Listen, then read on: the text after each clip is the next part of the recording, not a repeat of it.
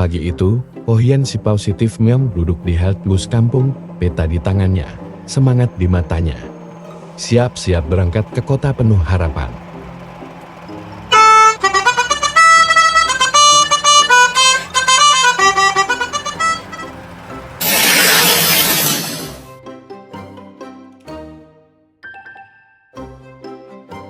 Kadang, rencana bisa sobek-sobek.